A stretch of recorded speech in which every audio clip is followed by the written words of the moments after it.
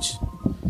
É com alegria que retornamos aqui a esse centro espírita e nós estaremos desenvolvendo o tema que foi programado, mediunidade e evangelho. É interessante nós destacarmos que nos primeiros livros de Moisés, no Antigo Testamento, de fato, há um momento em que ele proibiu a manifestação mediúnica em função do mau uso que se fazia da prática mediúnica. Ou seja, havia, na verdade, uma deturpação das suas finalidades e pessoas oportunisticamente utilizando daqueles dons mediúnicos. Mas é interessante que, apesar da proibição, ela continuou a existir. E em vários livros do Antigo Testamento, como entre os profetas, nós sempre presenciamos, na verdade, manifestações de ordem mediúnica. E elas foram muito claras.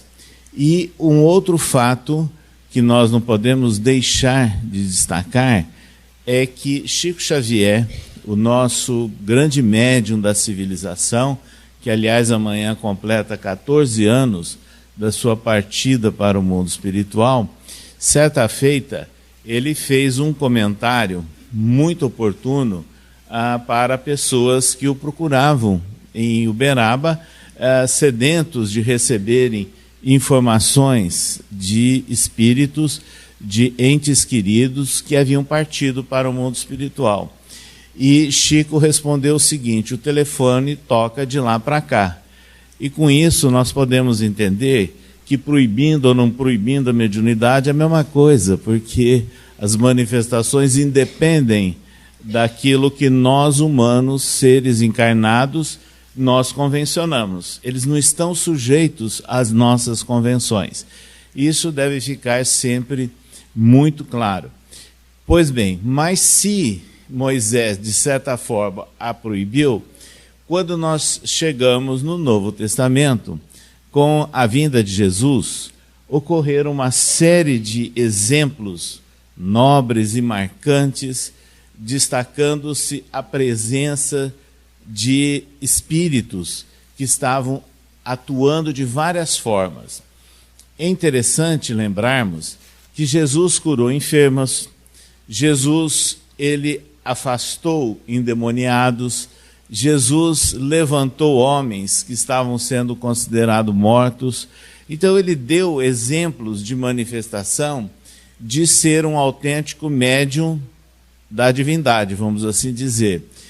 E é interessante também que, se havia alguma dúvida com relação à manifestação dos espíritos, há o registro no Evangelho de Mateus de que, em um determinado momento, o Cristo anunciou que era possível, sim, alcançarmos o reino de Deus. E deu poderes, atribuições àqueles que o seguiam, dizendo o seguinte: curai os enfermos, limpai os leprosos, ressuscitai os mortos, afastai os demônios. Ou seja, ele estava dando uma recomendação de práticas que são eminentemente de ordem mediúnica. E isso está registrado lá no Evangelho de Mateus. Pois bem, as coisas não ficaram circunscritas apenas a essa recomendação. Os 3 evangelistas sinóticos, Mateus, Marcos e Lucas, eles também registraram um fato que é extremamente significativo. Certa feita, Jesus estava dialogando com os seus discípulos, aqueles que o acompanhavam diretamente, na região da Galileia, e os convidou a subir até o Monte Tabor. Chegando naquele instante em que ele estava no alto do Monte Tabor, na presença de Pedro, de Tiago e de João, aconteceram fatos inusitados. Jesus começou a se tornar envolto em luz, que é o fenômeno designado como transfiguração. A transfiguração nada mais é do que a demonstração, a externalização de energias espirituais que a pessoa apresenta. E no caso do Cristo, por ser um espírito puro e perfeito, ele se fez envolto em luz radiante. Mas ao mesmo tempo em que ele se transfigurava, ao lado do mestre apareceram dois homens, um chamado Moisés e o outro Elias. Dois homens, portanto, mortos, não é? No dizer popular. E esses dois, Moisés e Elias, começaram a dialogar com Cristo, ou seja, Jesus estava conversando com dois espíritos. E os três discípulos que ali estavam assistiram à cena. E o fenômeno continuou ainda se desdobrando. Surgiu uma nuvem, e daquela nuvem, uma voz afirmando que esse era o filho dileto. Ora, a nuvem, inclusive, aquela época entre os judeus, simbolizava, na verdade, manifestações de ordem divina. Então, esse conjunto de fenômenos no Monte Tabor é, tranquilamente, a comprovação da manifestação de ordem espiritual, não só com efeitos físicos, como apareceram ali, né, vários desses fenômenos, mas dando a certeza de que Moisés e que Elias, apesar de fisicamente mortos, e eles estavam em espírito, dialogando com Jesus. Então ali se estabelecia uma comunicabilidade dos espíritos. Jesus, de uma forma triunfal, vamos assim dizer, ele estava reinaugurando e apresentando a manifestação com a espiritualidade àqueles que estavam próximos a ele. E isso, então, ficou bastante conhecido e bem registrado. Mas, sem dúvida nenhuma, toda a vida do Cristo ela é marcante. E ele foi considerado o Messias por aqueles que o seguiam, embora não aceito pelos judeus, e, em consequência disso, e pela fama, né, que ia se reproduzindo, das informações que iam passando de boca em boca, do homem que curava, do homem que afastava demônios, do homem que levantava pessoas que estavam sendo considerados mortos, do homem que levava uma mensagem de fé e de esperança, então eles tinham uma alta expectativa em torno de Jesus. Nunca poderiam imaginar que ele se entregaria docilmente para o momento em que ele foi preso, foi condenado e foi executado na crucificação, gerando não só uma grande e profunda decepção por todos aqueles que estavam próximos e que o seguiam, que estavam atentos às informações sobre Jesus, como também esperando que houvesse alguma reação, e não houve. Então gerou-se uma situação de medo, de pânico, porque imaginava-se que se o mestre, com todos aqueles poderes, havia sido crucificado, eles também poderiam sofrer perseguições. Qual não foi a surpresa que no terceiro dia ocorreu o fenômeno do chamado túmulo vazio, e que tem um simbolismo extremamente interessante, porque ele apareceu depois, aquelas primeiras mulheres que ali chegaram, e a notícia correu que o mestre havia aparecido, que ele estava vivo em espírito, que é o chamado fenômeno da ressurreição, porém que nós espíritas adotamos não só uma interpretação, como imaginamos um fenômeno totalmente distinto. Ele apenas estava dando a demonstração de que ele poderia, sim, se corporificar, aparecer, dar vistas de que continuava vivo espiritualmente. A notícia correu, e assim o Cristo, num período de 40 dias, ele apareceu 11 vezes, em locais distintos, não só ali em Jerusalém, nos arredores, na estrada de Emaús, como depois até na Galileia. Então, em 11 momentos, ele deu demonstração da imortalidade, que ele continuava a viver mesmo após a crucificação. Isso foi marcante, e isso foi exatamente o que colaborou de uma forma positiva e muito forte para a consolidação dos seus ensinos. Porque se não houvesse essa demonstração, então as pessoas ficariam como que sem rumo, perdidas, né? Imaginando que tudo aquilo que ele havia ensinado não teria a razão de ser, porque ele havia se entregue e havia sido crucificado de uma forma inimaginável por todos eles. Mas quando ele dá a demonstração de que ele sobreviveu em espírito e verdade a tudo isso, então aí a mensagem ganhou força. Mas os fatos não continuaram apenas com as aparições do Cristo, não. Teve um outro episódio histórico extremamente importante e registrado lá em Atos dos Apóstolos. Na Judéia, havia uma tradição que 50 dias após a Páscoa era feita uma grande festividade, uma comemoração da colheita, o chamado Pentecostes. E nesse Pentecostes, que foi 50 dias após a Páscoa, então após a própria crucificação do Cristo, os discípulos estavam reunidos no cenáculo, num ambiente de ceia, né? E nesse momento de ceia, de festividade, é que se reproduziu o fenômeno de ordem espiritual, mas assim extremamente ostensivo, porque não era mais uma mera comemoração.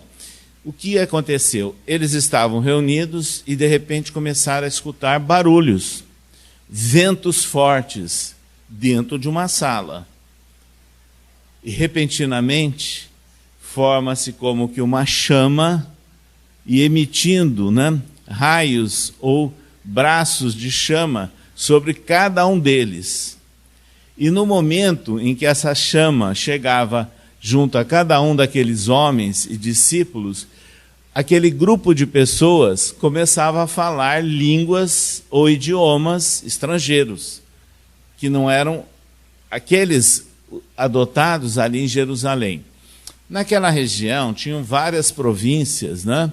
E cada um com as suas tradições, com os seus idiomas, com os seus dialetos. E é isso que estava acontecendo.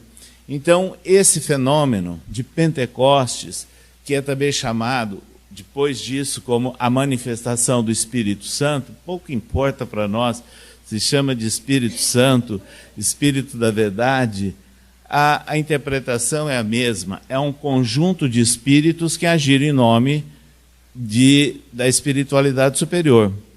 E o que aconteceu? Ao falar em línguas estranhas, então ficou claro que ali também se manifestavam entidades espirituais. Então vejam, nós estamos encontrando nos primeiros dias, 50 dias após a crucificação do Cristo, uma série de fenômenos de ordem mediúnica registrados no Novo Testamento. E os fatos não estacionaram por aí, porque após isso, então, os discípulos ficaram como que tomados de mais força, de mais energia, de mais vontade em realizar o trabalho de divulgação dos ensinos de Jesus. E entre esses, destacou-se a figura de Paulo, que foi, na verdade, um discípulo indireto, um apóstolo do Cristo. Não conheceu Jesus pessoalmente, mas que ele se incumbiu de fazer uma tarefa preciosíssima, que foi a de difundir os ensinos de Jesus em todo aquele entorno do mar Mediterrâneo. Saindo ali de Jerusalém, caminhando pelo Oriente Médio, pela região da Ásia Menor, que hoje nós conhecemos como Turquia, de várias regiões ali que hoje nós conhecemos como Grécia, e chegando à ilha de Chipre e também a Roma. Paulo, ele não só era um exemplo pela sua conversão, pela sua modificação. Como é que ele foi convertido? Aí também aconteceu um fato extremamente forte. Ele era o doutor Saulo de Tarso, né? O homem preparado do Sinédrio e que estava realizando, imbuído de aprisionar e de perseguir cristãos. Teve autorização de se dirigir até Jerusalém. Acontece que, chegando às portas de acesso a Jerusalém, ele viu uma luz muito forte, caiu do cavalo, ficou como que eletrizado por aquela iluminação, e de repente, daquela luz, surgiu uma voz que diz assim: Saulo, Saulo, por que me persegues? E Saulo identificou o Cristo. Imagina, ele era o perseguidor dos cristãos. Ele identificou o Cristo e respondeu de imediato, também de uma forma absolutamente inesperada: Senhor, que queres que eu faça? Então ali se estabeleceu, mais uma vez, um fenômeno de ordem espiritual entre o Paulo e a visão que ele teve do próprio Cristo. Pois bem, ele passa então a mudar o rumo da sua existência. De antigo algoz dos cristãos, ele passa a ser o maior divulgador dos ensinos de Jesus, e renunciando, inclusive, às suas prerrogativas materiais e intelectuais, das condições que ele havia amealhado dentro da sua formação, não é, como um doutor da lei. Paulo, ele passa a fundar grupos, passa a trabalhar com pessoas simples. Esses primeiros grupos cristãos, e que foram fundados por Paulo, que muitas vezes são chamados impropriamente de igrejas, mas não é a palavra correta na tradução. Eles usavam a palavra de origem grega, eclésia. Eclésia é ponto de reunião, é local de assembleia, então onde se reuniam as pessoas. E as reuniões eram muito simples. E Emmanuel registra isso também no livro Paulo e Estevão. Não está apenas em Atos dos Apóstolos ou nas epístolas. Também Emmanuel registra isso de uma forma muito clara, que aquelas pessoas simples e que eram atendidas por Paulo e outros cristãos faziam daqueles núcleos iniciais, evidentemente, locais de dinamização do ambiente de fraternidade, de solidariedade, de apoio às pessoas que os buscavam, tanto nas suas necessidades materiais como espirituais. Aí diz Emmanuel, em função dessa dedicação do amor ao próximo, é que ocorriam as mais belas manifestações espirituais, e inclusive de efeitos físicos. E isso ele dava o exemplo, inclusive, do grupo de Antioquia. Ou seja, os primeiros cristãos praticavam a mediunidade, e de uma forma tranquila e normal, sem problemas. Isso foi uma marca de todo o início do cristianismo. E essas manifestações, elas foram perdurando por muitos tempos, e aproximadamente até quase 2 séculos e meio após a crucificação do Cristo. Mas Paulo era médium. Para vocês terem uma ideia, numa das primeiras viagens que ele fez, quando ele chegou à ilha de Chipre, ele foi procurado, porque a fama dele já existia, não é? E ele era médium. O que aconteceu? O representante do governo imperial romano, o procônsul Sérgio Paulo, estava muito enfermo. E ele já havia chamado magos, feiticeiros, e ninguém conseguia curá-lo. Aí chamou Paulo, que estava na ilha de Chipre, e Paulo curou o procônsul romano. Então isso foi também um fato bastante comentado, divulgado naquela oportunidade. Paulo estava certa feita falando na cidade de Filipos, onde hoje está a Macedônia, a Grécia, e no meio da multidão, tinha muitas pessoas querendo ouvi-lo, que ele já era bastante conhecido, apareceu uma pitonisa. Pitonisa, na tradição grega, eram médiuns e que eram procuradas, inclusive por pessoas, para obter orientação. Elas davam consultas, mas também viviam disso. E nessas condições, ele estava falando e a pitonisa de Filipos, de repente, em altos brados, começou a chamar a atenção da multidão para que seguissem aquele homem, que então, vangloriando de Paulo, ele ouviu algumas informações de pessoas da cidade que estavam próximos. Como se dissesse assim no português bem claro, não entra nessa. Ela é uma oportunista. Ela está querendo utilizar desse momento para chamar a atenção dela própria. Aí Paulo, sabedor disso, ele se dirigiu a ela durante a sua exposição, ele interrompeu, afastando aquelas entidades que estavam prejudicando aquela médium, porque ela nada mais era do que uma médium. E o que aconteceu? As autoridades da cidade, na sequência, ficaram raivosos com relação a Paulo, porque aquela senhora, ela atraía pessoas para a cidade de Filipos. Então ela trazia recursos materiais para a cidade. Como Paulo afastou os espíritos que a utilizavam nessas condições, diminuiu a renda da cidade. E ele precisou fugir de Filipos.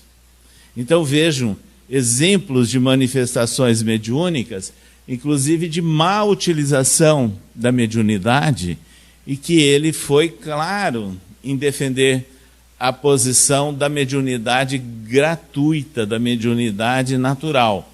Jesus, naquele momento que nós citamos bem no início, onde ele diz assim, dando os poderes de curar os enfermos, expulsai os demônios, etc., ele termina dizendo, dai gratuitamente o que gratuitamente recebestes. Então é a característica da mediunidade efetivamente, naquela época, cristã, e hoje também espírita.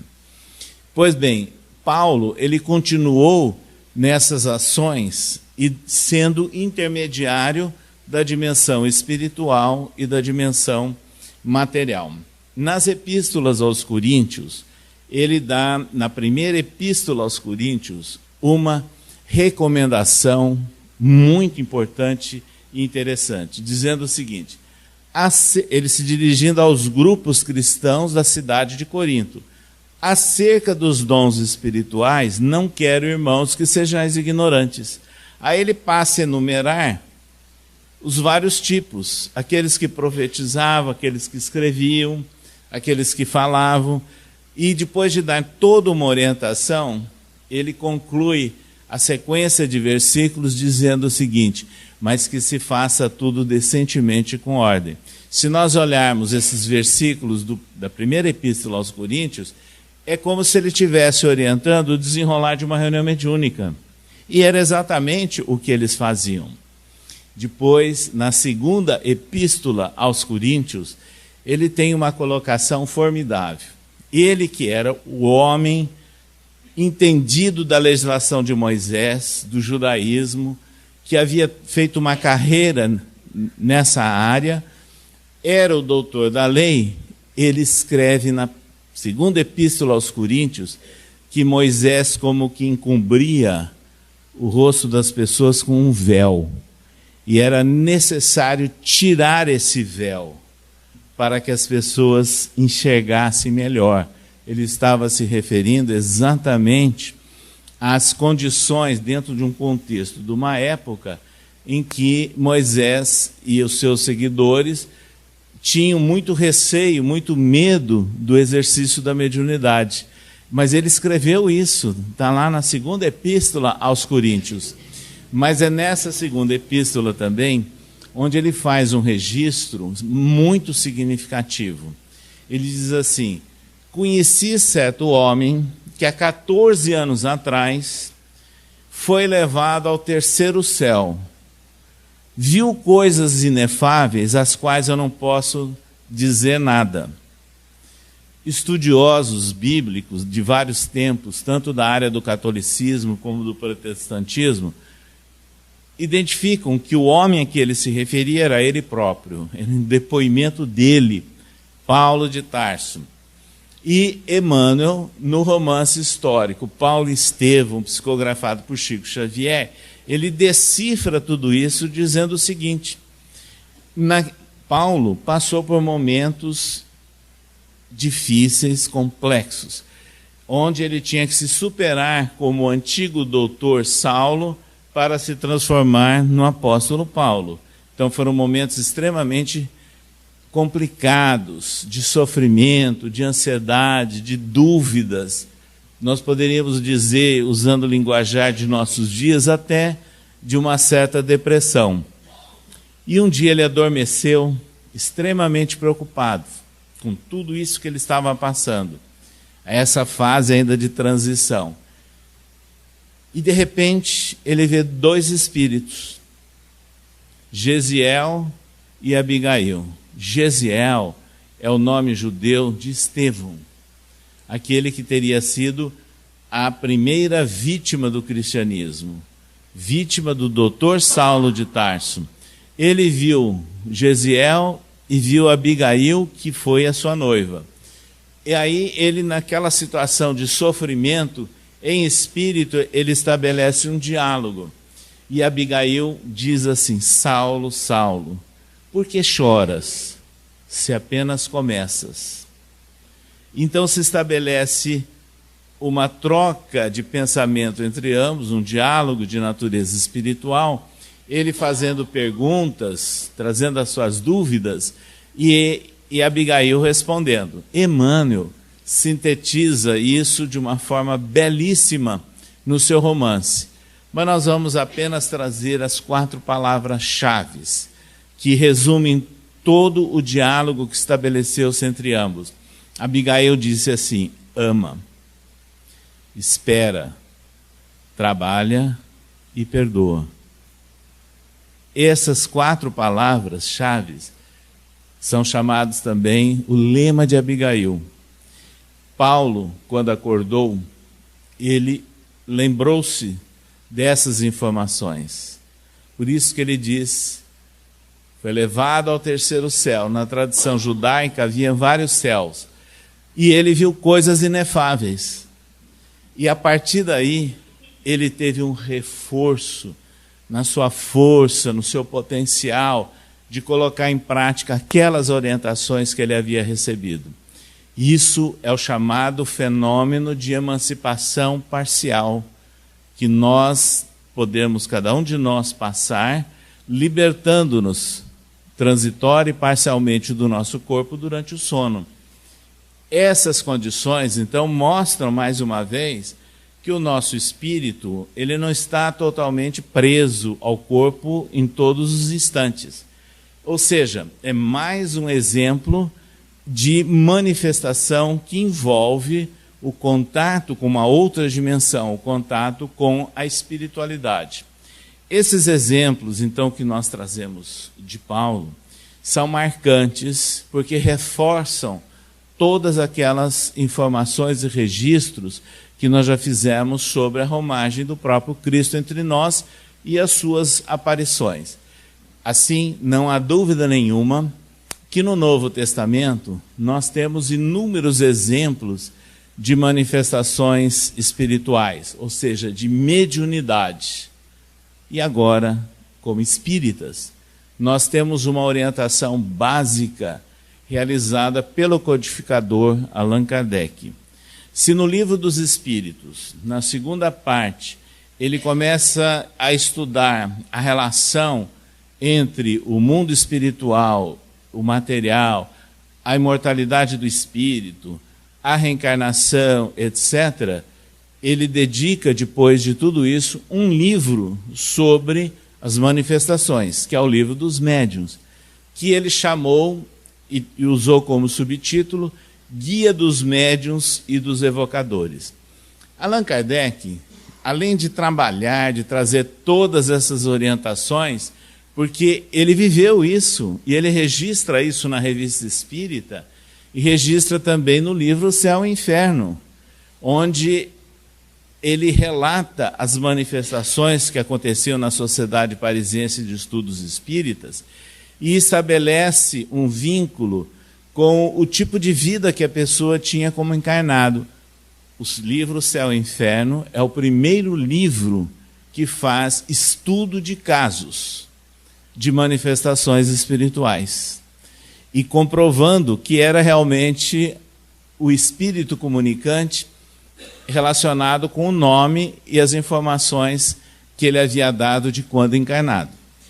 Ou seja, Allan Kardec, ele comprova, mas também nos dá orientações. Qual a orientação básica que ele nos traz para a mediunidade? Ele escreve isso no Livro dos Médiuns, que o Espiritismo, na área da mediunidade, tem que cumprir o seu papel humanitário e cristão. Allan Kardec escreveu isso no Livro dos Médiuns, humanitário e cristão. Então, a prática da mediunidade, dentro da proposta espírita, é diferente de outras práticas mediúnicas, e que nós não vamos criticar. Cada um tem a sua afinidade, tem a sua localização, etc. E a mediunidade não é propriedade de nenhuma religião. A mediunidade é um atributo de nós todos. Então ela pode acontecer em qualquer parte. Mas a prática da mediunidade, de acordo com o Espiritismo, deve seguir, então, essa orientação trazida por Kardec. E ele define, também no Livro dos Médiuns, o seguinte, que a mediunidade não existe para o nosso próprio deleite, que a mediunidade existe no sentido de contribuir para a educação e o aprimoramento moral e espiritual nosso e da humanidade. Então, a mediunidade, dentro da visão espírita, ela tem que atender a esses objetivos. É isso que deve ficar muito claro entre nós. Por isso, quando nós chamamos a atenção das manifestações mediúnicas registradas em textos do Novo Testamento, e Kardec fala que o Espiritismo deve adotar na prática mediúnica o objetivo humanitário e cristão, então nós começamos a verificar que a mediunidade, o intercâmbio espiritual, é uma forma, é um meio para contribuir com o nosso bem-estar, com a nossa melhoria, e não deve ser acionada com outros objetivos. Isso fica claro em manifestações espirituais nobilitantes. Aqui em Araçatuba, nós tivemos a grande missionária e pioneira Benedita Fernandes, que foi lembrada durante todo esse evento, e principalmente no dia do seu nascimento, na data do seu nascimento, dia 27 de junho. Ela era uma senhora simples, sem cultura, médium por excelência. Pelo fato de ser médium e sem orientação e apoio, ela se tornou obsidiada. Mas ela se tornou obsidiada porque ela foi presa de entidades que estavam prejudicando, porque ela não tinha um objetivo definido de vida. No instante que ela foi curada por espíritas dessa situação, que na época, entre aspas, consideravam loucura, ela passou a se dedicar ao próximo e aquele dom dela, desequilibrado, foi direcionado para o bem.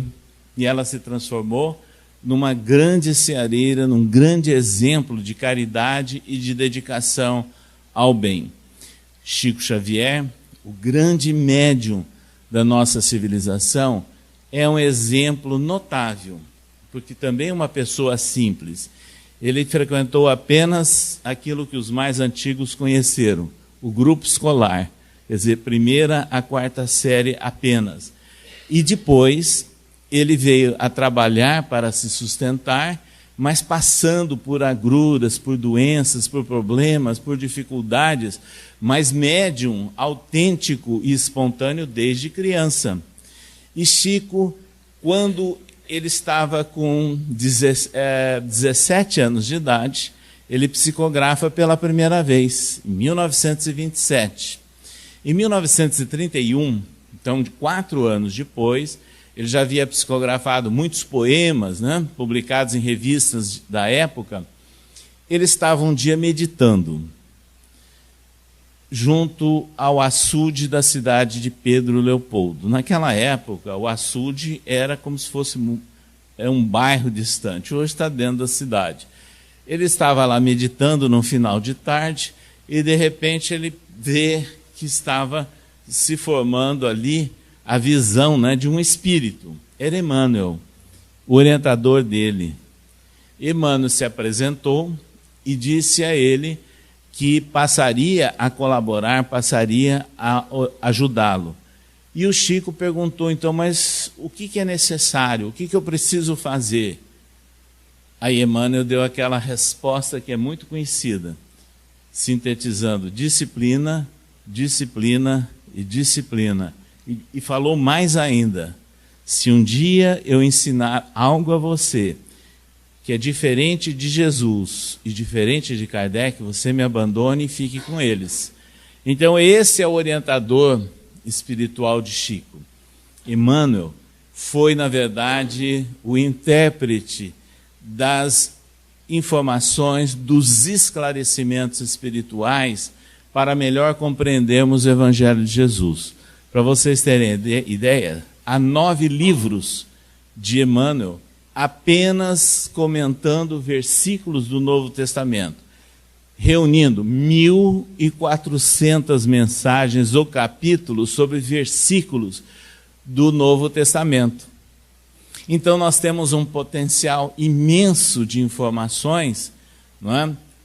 Com esse comentarista, esse estudioso espiritual do Novo Testamento à luz do Espiritismo.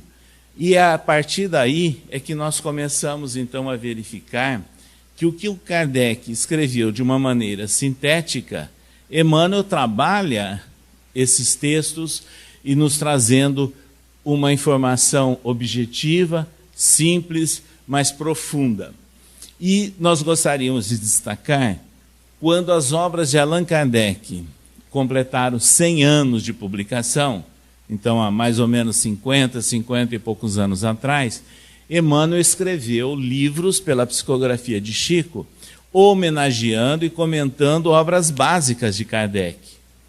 Então, por exemplo, o primeiro deles, Religião dos Espíritos, saudando, comentando e reforçando aspectos de O Livro dos Espíritos.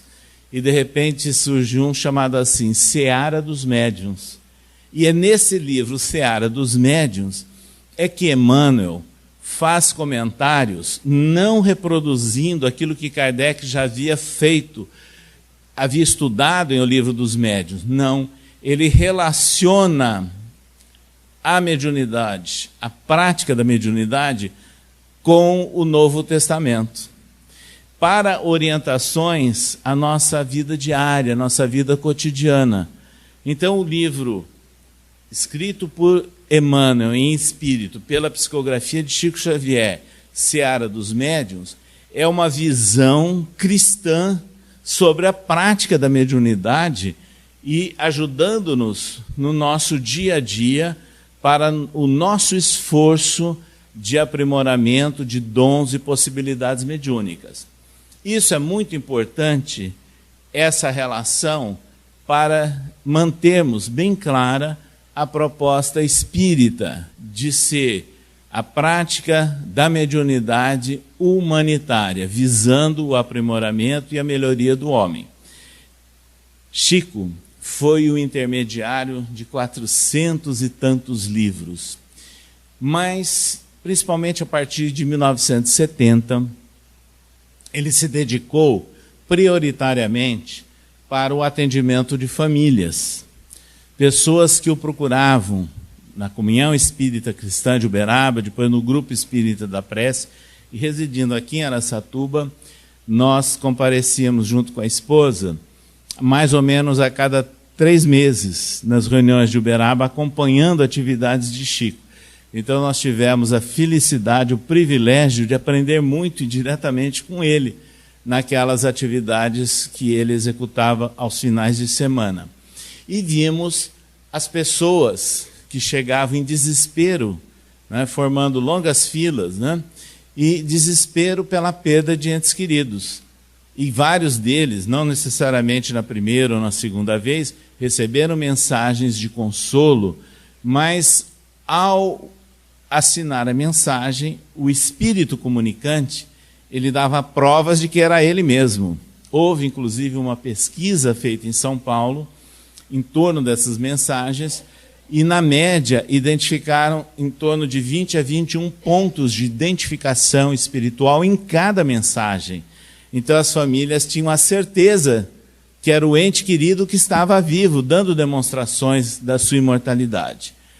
Essas questões foram realmente notáveis na vida de Chico, porque essas famílias que foram equilibradas, que foram apoiadas, foram acolhidas pelo Chico, eles saíram da posição do desespero e partiram para a situação proativa, nas cidades de onde eles vieram, passando a colaborar com a comunidade de várias formas, sempre no sentido da disseminação do bem.